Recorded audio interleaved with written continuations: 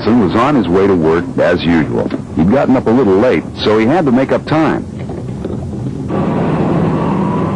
Mac wanted to make a good impression for his boss, because even though he worked hard, he was beginning to get the idea that his supervisor wasn't totally happy with him.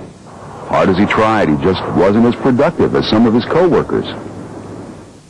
What Mac didn't realize was that his messy habits had a way of spilling over into his work. They slowed him down and made him less effective, without him even noticing it. In fact, Mac was pretty clueless about the importance of good housekeeping at work. If you asked him, he'd probably say keeping things clean and in good order was the job of maintenance or janitorial workers. But he's wrong about that. And he's about to find out the hard way. Mac! Wake up! Who's there? Ow! What's going on? You fell and hit your head, Mac. Who's talking to me? And where are you? I am the voice of good housekeeping, Mac, and I'm everywhere. Oh, this is too weird. This can't be happening. Oh, but it is. This time, you pushed your luck just a little too far. It's time for you to change your housekeeping ways. Housekeeping? What do you mean by housekeeping? Housekeeping's for the home, not work. That's where you're wrong. Let me explain. Housekeeping at work involves sweeping up, wiping up, and picking up waste, scrap, spills, and debris. With proper housekeeping, everything has a place where it's kept, so it's easy to find, without being a hazard. All right already, but what's the big deal? I think I committed a federal offense. Housekeeping is a big deal. It can prevent slips, trips, and falls. It can keep people from being hit by falling objects. It increases productivity and product quality. And it can prevent exposure to hazardous chemicals. Okay, but what did I do? So I tripped. Big deal. I'm okay, so what's the problem? Slips, trips, and falls can be serious.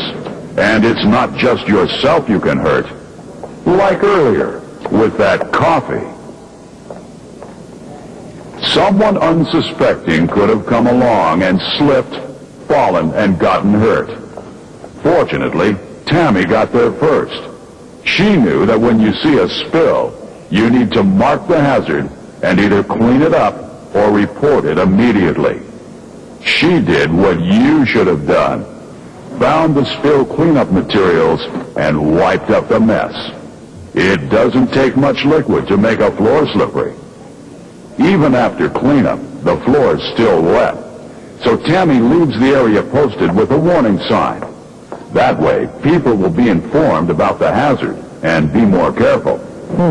But that's not your only housekeeping mistake today. But I just got here. Think back to this moment.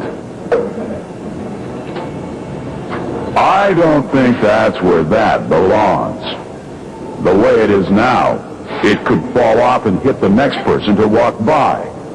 Fortunately for you, Bill took care of the situation before anyone got hurt.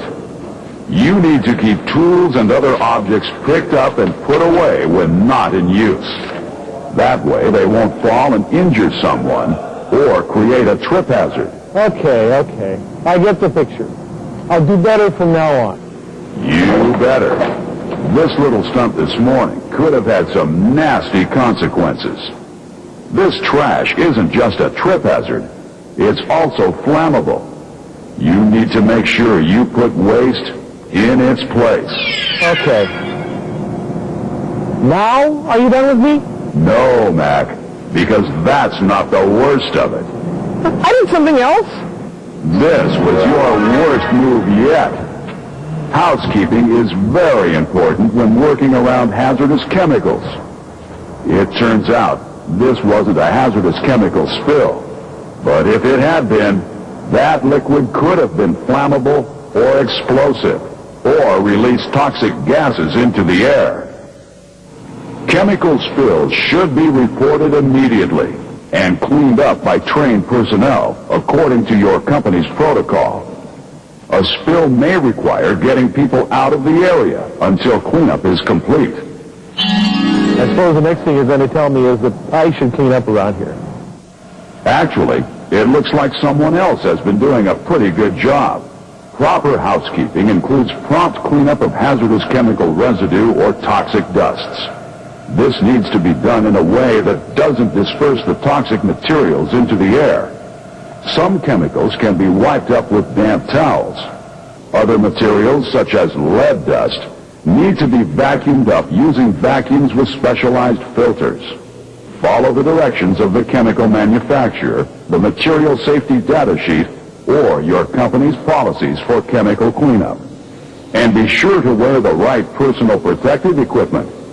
Whatever method you use, the idea is to keep chemical particles from becoming airborne, where they can be inhaled. Inhaling toxic chemicals can have severe health effects, depending on the chemical. Okay. I promise I will take housekeeping more seriously. I didn't even realize it was such a safety issue. Oh, and one more thing. Now what? Find the time to clean out your car. Yeah. Okay. Mac? Mac, can you hear me? Oh, not again. Wait, stay still. Are you okay? I'm fine. Jeez, I just had the weirdest dream. The voice of good housekeeping spoke to me. Housekeeping? No, you want to stay right here. I'm going to get some help.